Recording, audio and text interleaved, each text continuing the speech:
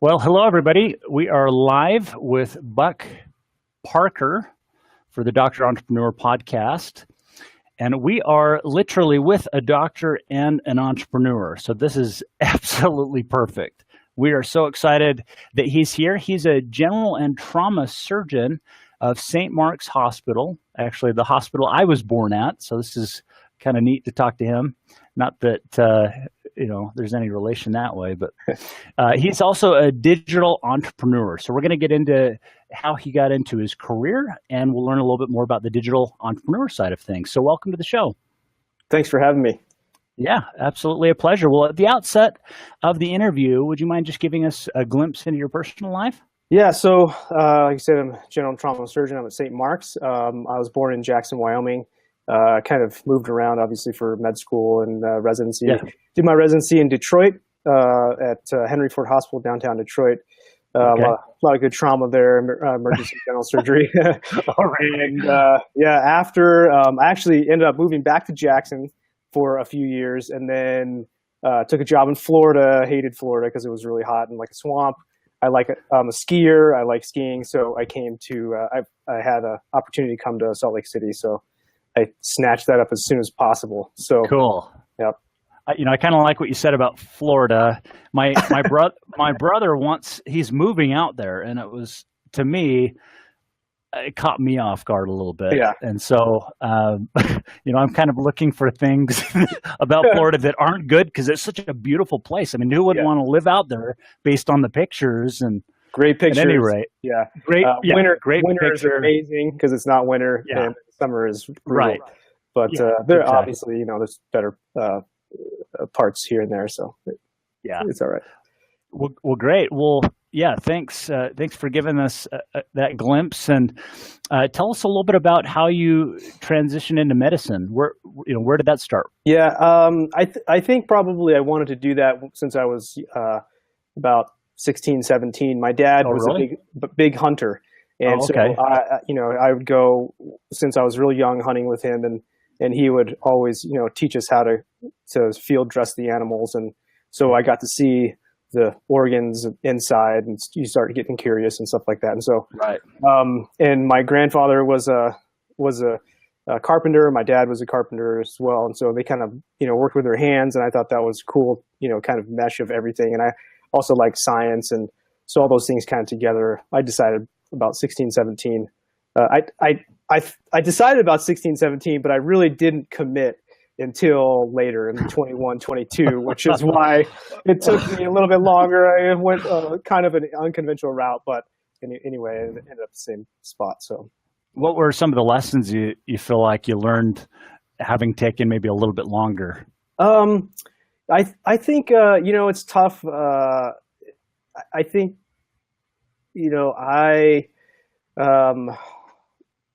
it took an extra couple of years for me, and all the other kids were like ahead of me and, didn't finish. But I think obviously it taught me a lot of patience. It taught, I think I was better ready for it at that age. When I was a little bit older, I just wasn't ready, I think, is why, I ended up in that route. But I was able to do better.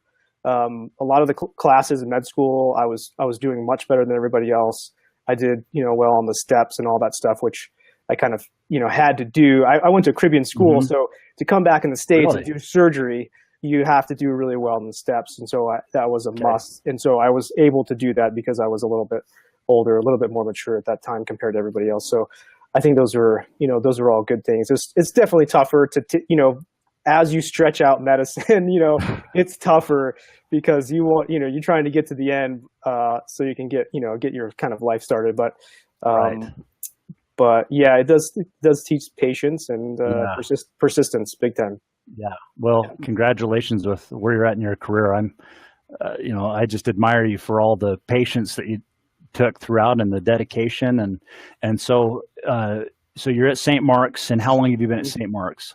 A little over a year. I started in, I guess, May of 16. Mm-hmm. Okay. What were some of the challenges actually getting in and, being a full-time surgeon? So this, I think when you finish surgery and probably, medicine too, when you go out on your own and you don't have your attendings and stuff like that, that's a big step. And just getting comfortable with that and getting comfortable with doing operations by yourself with nobody else is there. Obviously you have partners and stuff you can call, but that's a big transition. And I think that was a big challenge for me, even though I wasn't really, I was sort of aware of it, but I wasn't aware of how big of a deal it was, I think. And, when you are finishing, you're like, let me get out there, let me do surgery. And then, Yeah, and then right. you get out there and you go, whoa, nobody's behind me. Right. What's going on here? So Exactly. that was definitely, you go a little slower, you try and, double check things a little bit more and all that. And so I think that was the biggest, thing for me, as well as, when you go, I was in a level 1 trauma center and we had the capability of, anything, and going from that to a smaller hospital, it was no longer what I could do, but it was what the system could do. And then you really have a better feeling for, this is a big system, and we have to work within the constraints of that system. Just like obviously a lot of companies, but that was the same thing. You're like, as a 5th year surgery resident, gung ho, you're going to fix everybody.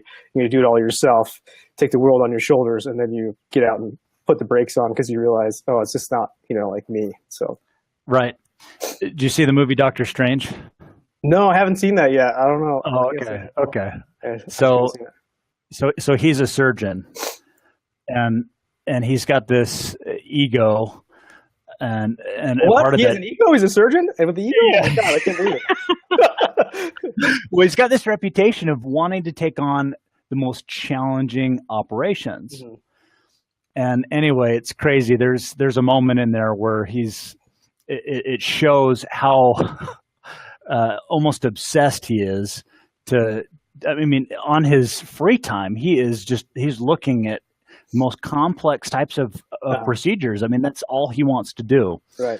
But anyway, I think for a surgeon, I think it would be a remarkable show to watch. Yeah, I gotta go see that. It has some really weird points to it. I mean, it is called Doctor Strange, of all the names. Cool. So now unpack this digital entrepreneurship side. Sure. How did that start out? Yeah, weird. I don't know, from a young age, I always like my family they have their own businesses. My dad, my mom had a motel and restaurant, just mom and pop shop kind of thing. And they Really?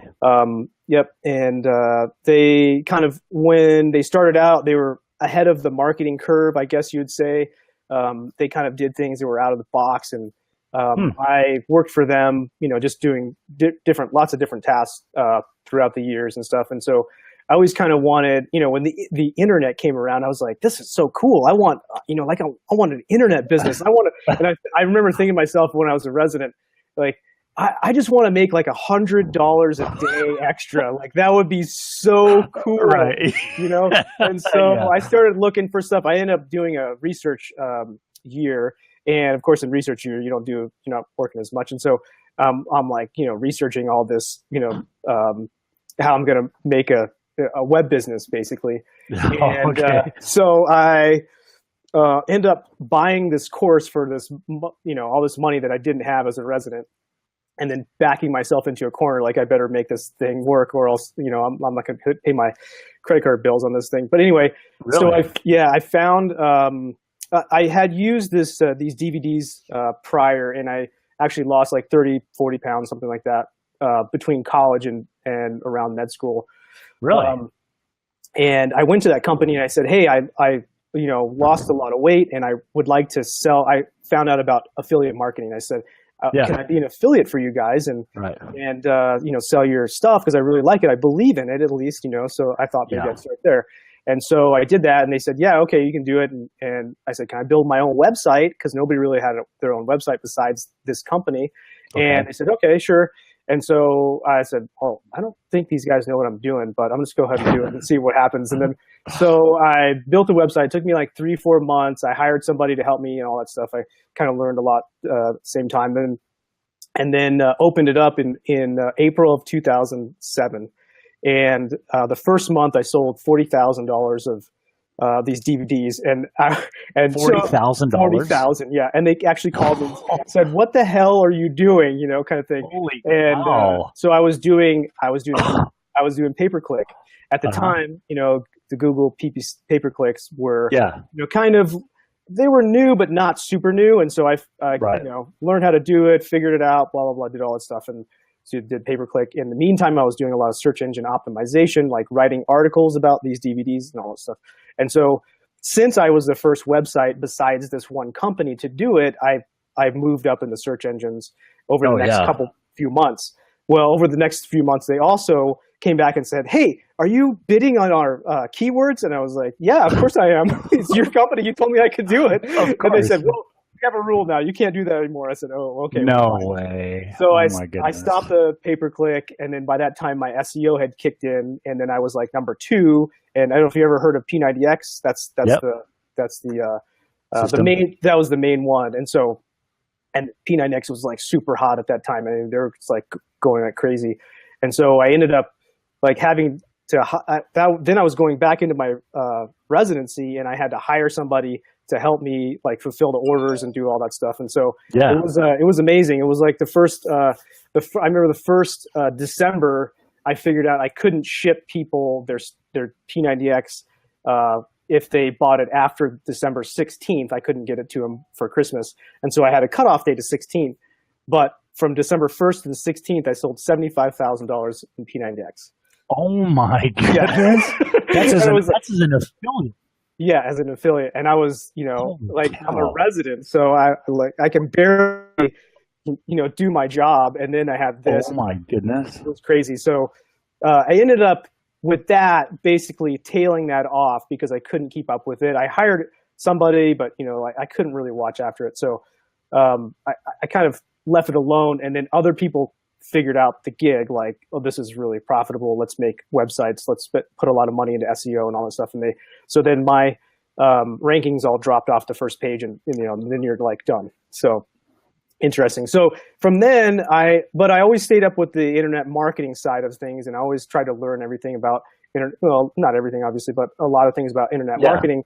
And so I kept up with that. And then, you know, when Facebook came on, and you see Facebook ad pay-per-click, same exact thing, you know, but and I started noticing every time these big media this media change happens, that at the beginning it's super cheap advertising and you can just crush it, right? And then the advertising gets expensive, and then everybody wises up and they get into the market, and they have this, you know, the bidding thing, and the advertising goes up, and now it's really expensive and it's tough to do it unless you're a big company where you're just doing like brand marketing. So now, right now, is actually Facebook is still relatively cheap. You can do it, but I think Instagram and probably Snapchat going forward. So that's kind of what I'm looking at right now, but in different. And so I actually bring this website back. So I call it Superfit, and I'm bringing that one back. I really haven't done anything with it for a while, but I'm gonna see if I can use Instagram and maybe Snapchat to drive traffic to it now. So what are the steps that you take in deciding which one of these platforms you're going to market with? Well, Facebook, we were doing pretty good with Facebook.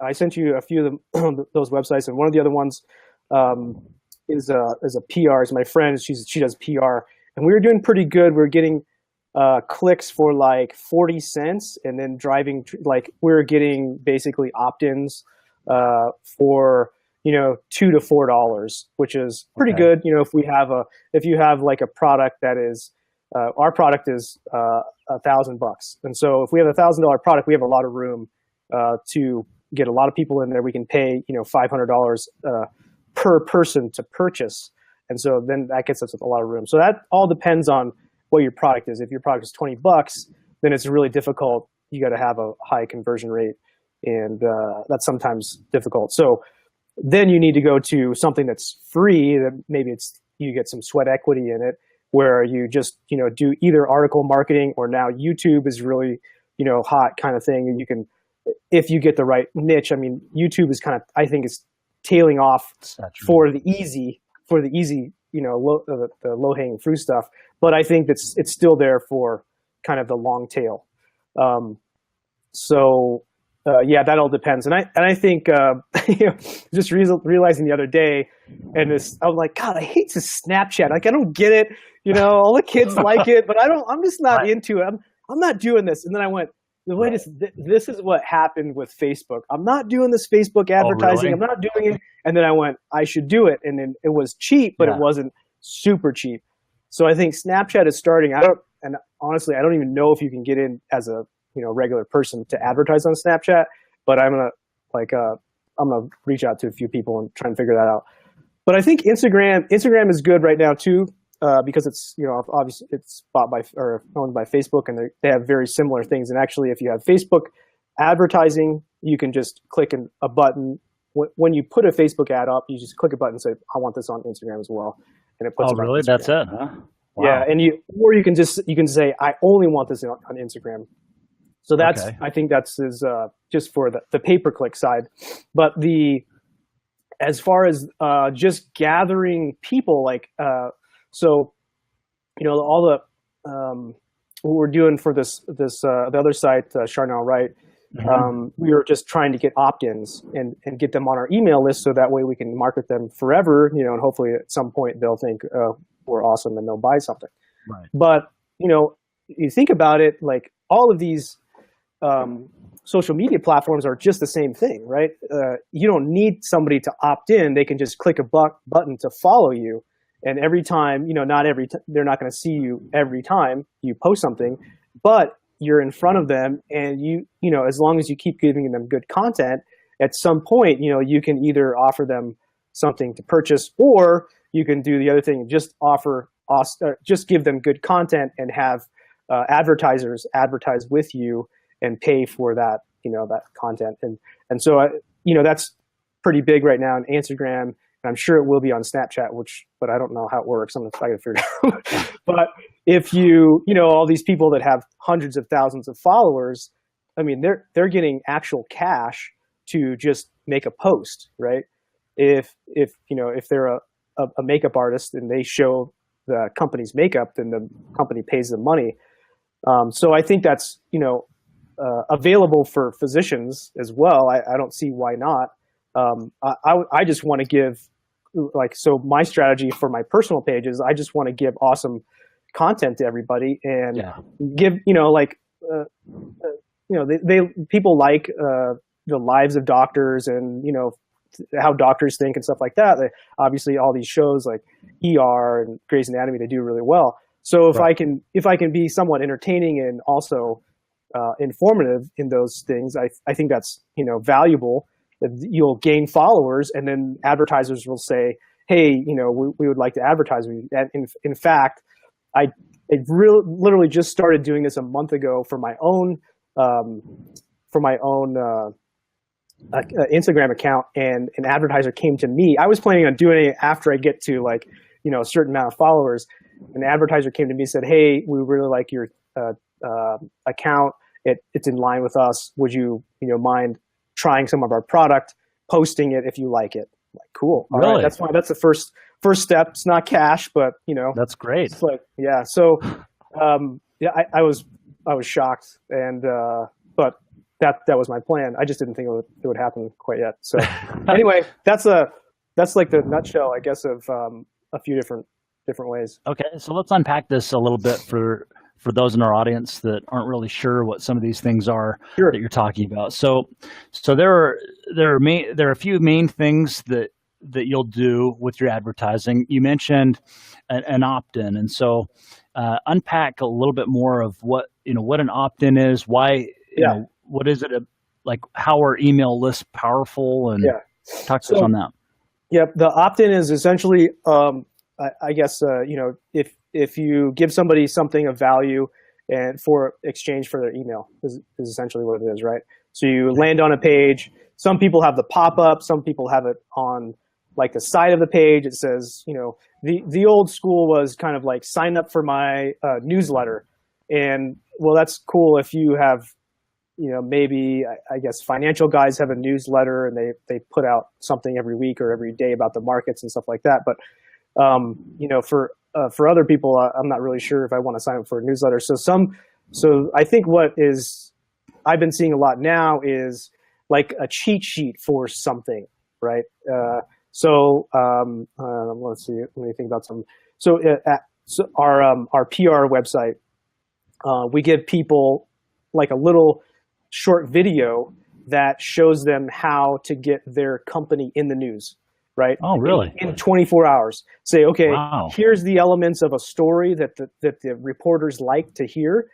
How does this fit into your business? And here's the people to call in your local area, and try and get them on radio, in your newspaper, or even local TV. And it's it's really powerful. She does a really great job. It's amazing. But I would opt into that. Right. So that's our little opt-in. And then they get the little video, and then we say, hey, thanks for, your email. And then over the course of maybe a week, we'll give them some more tidbits of emails helping them out. It may be more videos. It may be a one sheet PDF of, some maybe examples or something like that. And then maybe a week later, or after we think that we've done a good enough job, they might buy something from us. Then we pitch them our product. And the product may be, $20 to start with, or it may be $1,000. It just depends on, all that stuff. So and you've preloaded these emails. Correct. So we'll use an autoresponder, and that way we pre-type the emails, and we have the videos all set up, and so that just goes out. And so the first day they get their little video, they can watch it right away, and then they may get something in the email that says, hey, don't forget, or if you didn't see the link, or you got something happened, here's the link to the video, so they can always go back and watch it. A couple of days later, they may get another thing that says, hey, hope what we showed you worked. If it didn't, here's another tip for you, or whatever. Right. Couple more days. Hey, did it work yet? I'd love to hear your results. If you have any, here's another tip that may help you out as well. And so you can go, you can do that forever, basically. And a lot of people might do that, and they keep giving good content. And that's the whole thing is, you have to get people to like you and like what you're doing, and say, wow, this person is just giving me all this amazing stuff. I can't even believe what they're going to give me when I actually pay for something. So that's kind of our goal, is to give, just like amazing value. And actually our goal is to give them, if they buy $1,000 worth of things, we want to give them $10,000 value. So 10x, whatever it is they're buying from us, we want to give them 10x to the value. So that's kind of our, where our baseline starts, to make sure that everybody's happy and they're getting good value out of everything. Great. So great. So that's an autoresponder email. Okay. And for our listeners, I can see, say, a dentist utilizing opt-ins by maybe having, free teeth whitening. Right. Yeah. Right. You come in and we'll give you an x-ray. We'll do some free teeth whitening. Yeah. Opt into this email that will show, that will send you some sort of a code or something that you let the receptionist know about. And then over time, they're giving updates on how to whiten teeth. Yeah. So, Dennis, I might even give them like a home remedy for cleaning teeth or something like that. And so, I think people are scared of giving too much, and then they won't come and buy your stuff, right? But I think that's the good marketers, I guess, or business people give much more than everybody else. And I think if a dentist gave, say, like a home remedy for teeth whitening, even though you're in the business of teeth whitening, like at some point they're going to be like, oh, you know what? I want it professionally done. And this is the guy I'm going to go to because he gave me all this cool free stuff. Right. So I think that's, pretty powerful. Yeah. So you're really hedging against the law of reciprocity there. Yeah, absolutely. Okay. So then you mentioned content creation, and it sounds like content creation works with the social media platforms where where you're regularly posting social media, and then you may boost them, or if you have a popular article or something, pay to have those put in the news feed of say Facebook right? Is Yeah. that one thing that you do as well? So yeah, the Facebook. I actually tried the Facebook feed and trying getting like a viral response from posts on Facebook, and I had a really difficult time. I actually bought this program. It was like $2,000 that I got, and this guy was like teaching everybody how to do this, and I just could not get it to work. And then I went to Instagram, and I just hired somebody to post awesome photos. And actually, at first I went there with the idea of I got to find all these photos. I got to find lots of cool photos for my feed, and I got to come up with content and all this other stuff. And then when I was trying to find somebody, I realized, for a little bit more money, I could have somebody curate photos, and they just scour Instagram for photos related to your product, service, whatever, and they, repost, and they give credit to the person who took the photo. The person who took the photo loves it because their, content is spread and their credits there. And then you can have like an amazing page that you don't have to do. I mean, you do have to do some work, but you don't have to go out and take a photo of, you don't have to be on Everest taking a photo. You can get that from somebody else.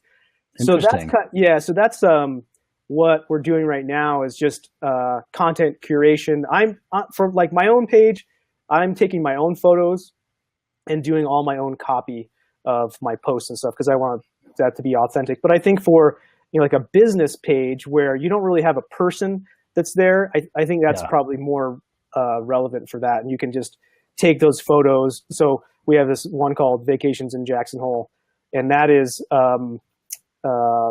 we're essentially giving away vacations to Jackson just to get lots of followers, and so we can get advertising dollars. And so we're not trying to have anyone opt in. Well, I guess we do have an opt in for the thing, but for the for the giveaway. But we're not trying to sell, like we're not trying to do a business to consumer. We're just we're going to be a B2B, but with the attention of all those people that want to go to Jackson Hole. So if I get 10,000, 20,000, 100,000 followers, they're all interested in Jackson Hole pictures, then I can go to those businesses in Jackson and say, hey, do you want, let's make a deal kind of thing, Right. And so we just curate pictures of Jackson, and they're beautiful. It's awesome. It's a great page. Oh yeah. And I hardly do anything. It's awesome. Yeah. And I found that a lot easier and a lot faster to grow your, say, like list, right? It's almost like an email list, than trying to get people to opt in, either doing pay-per-click, trying to get them to a page. Because a lot of people now, they'll go to a page that has a little email box there, and they go, oh, I don't want to put my email in, so it's a little bit harder to do that unless you are very, very specific with your targeting, which takes time and effort. Right. And so what I'm gathering is that you have spent some time trying to figure out which platforms are going to work best for your product and your services. Yeah. And also it sounds like you've taken some risks and actually just giving things a try and then measuring how well they do. Absolutely. I have a YouTube page or a YouTube channel as well, and I try to do a lot of YouTube videos and a lot of just free information for people. And it's tough. There's a lot of people doing it. The videos take a lot of time to make, as you probably know. It's a big deal. Like you see these YouTube videos and you think, oh, this teenager has 1 million views. You're like, I could do this.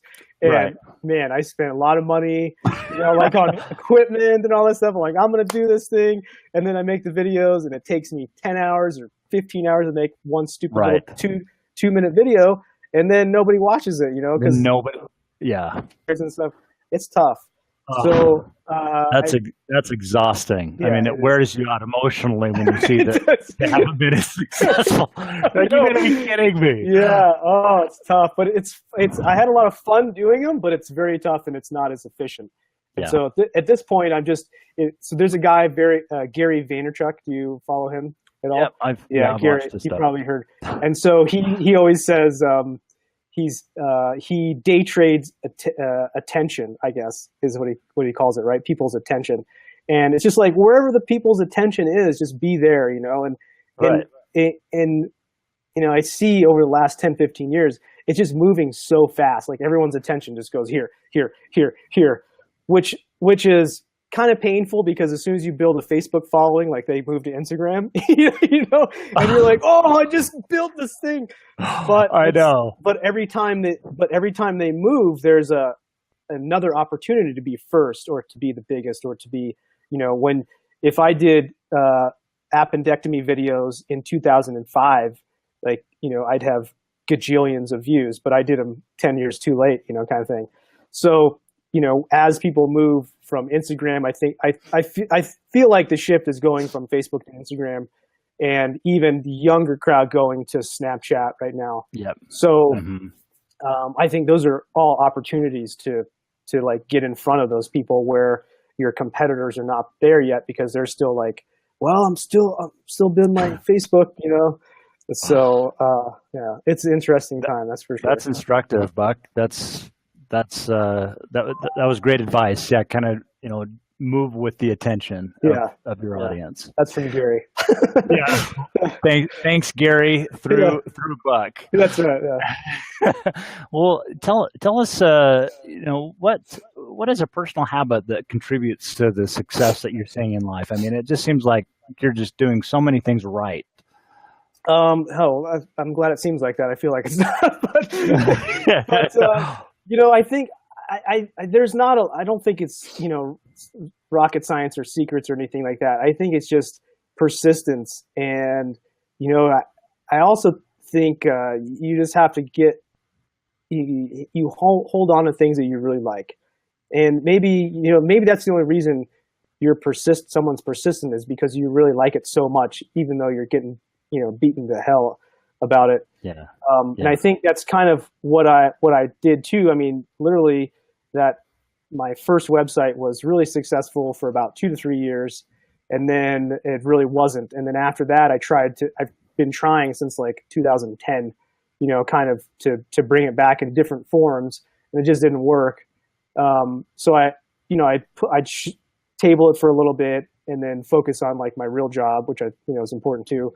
And then go back and say, okay, what am I missing? How is it different now? All that stuff. So I really just think that persistence is almost everything, And how do you see your career scaling? Do you feel like it's going to scale more into digital entrepreneurship, or do you plan on just always being a general and trauma surgeon? I mean, how do you see your career evolving? Yeah, I hope I do like surgery for sure.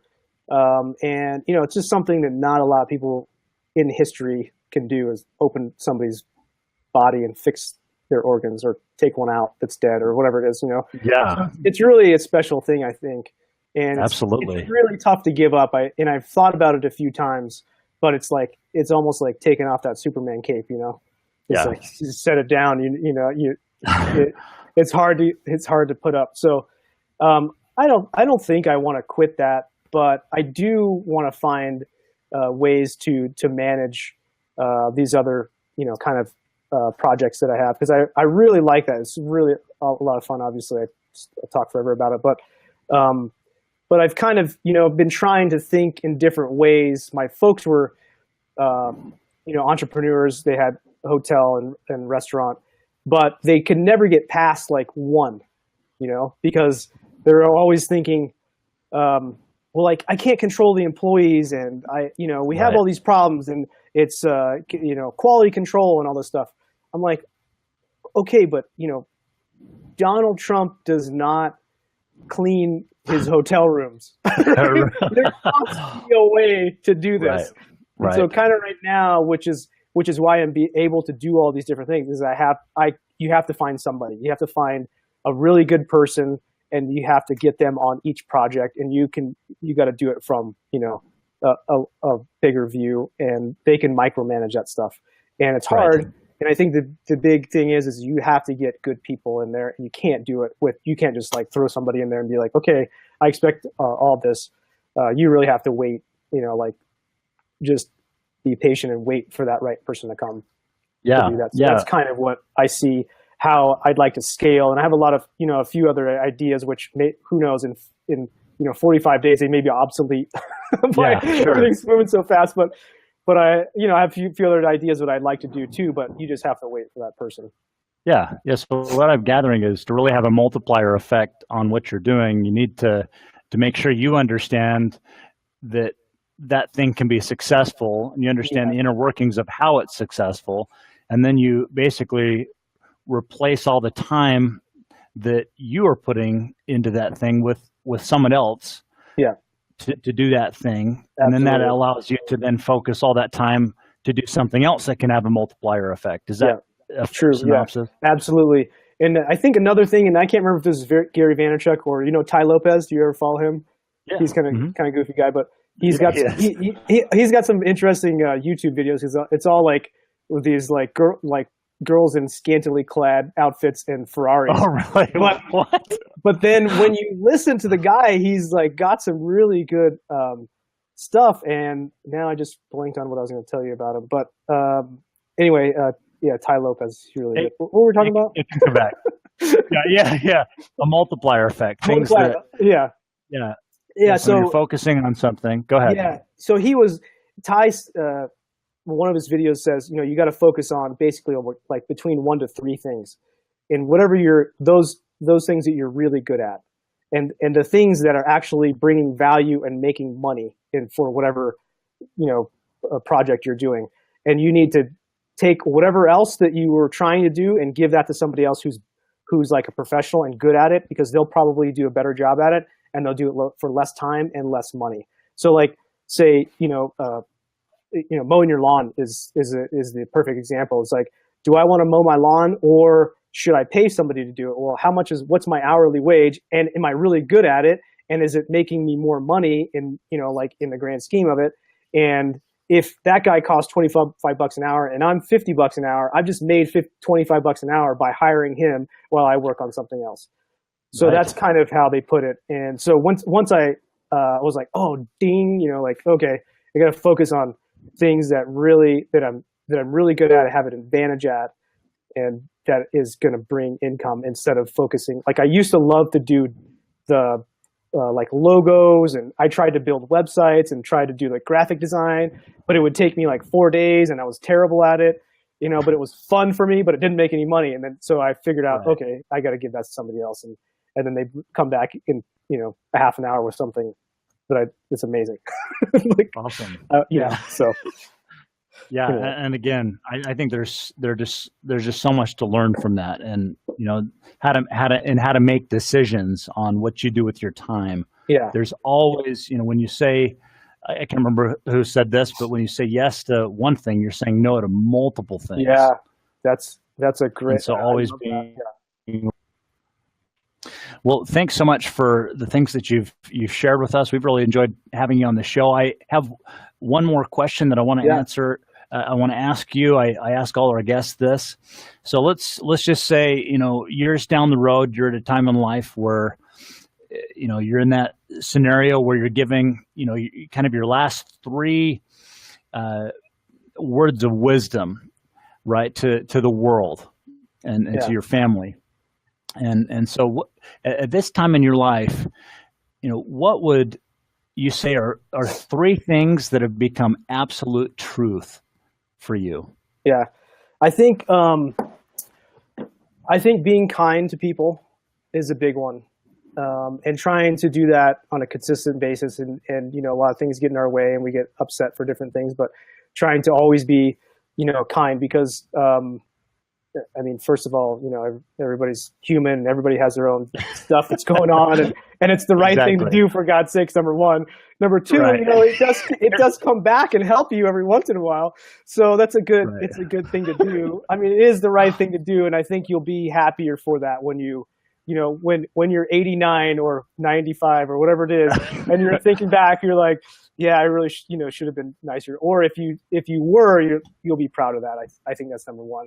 Number two is just, be like, always be yourself in like authentic, and don't worry about, people saying, well, this is, well, geez, you're a surgeon. How are you possibly doing this other stuff? Aren't you a bad surgeon because you're doing this other stuff too? Because I'll get that stuff. And so you just have to kind of like realize what I think a big one for me is, you have to just embrace like whatever, as my friend put it, well, God really stuck a bug up your ass. Like, I don't know how you're doing all this stuff or why you're doing it. I said, well, I don't really know why I'm doing it either, but I just have like, this is the stuff that, makes life fun and stuff. And so I think you really have to, you should listen to that and just, be awesome. I mean, just go out there and be awesome. And I think that's like the key to everything is when you have that positive energy and you're just awesome all the time to everybody, you're nice to people, you help out, you pick trash up when no one's looking, you help grandma across the street when no one's looking, all that stuff, it piles up, and it makes you feel better, which then you can go out and do, better things for the world. And people will appreciate that too. So I think that's about, I don't know, close to 3, I guess. Fantastic. Well, I want to acknowledge you for making the decision to influence people. Certainly you're influencing lives when you're a surgeon. I mean, I can't even imagine what that experience is like and the lives that you've saved, literally. And so I want to acknowledge you for that. I want to acknowledge you for being an entrepreneur and going that route, which is a road less traveled. It's a road that a lot of times people have the analysis, paralysis of analysis type of a thing happen, and they also deter them from that road.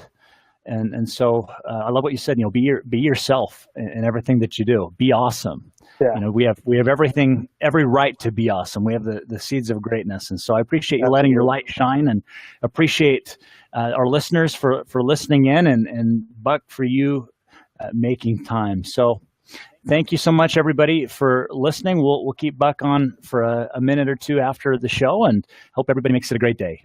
Thanks a lot.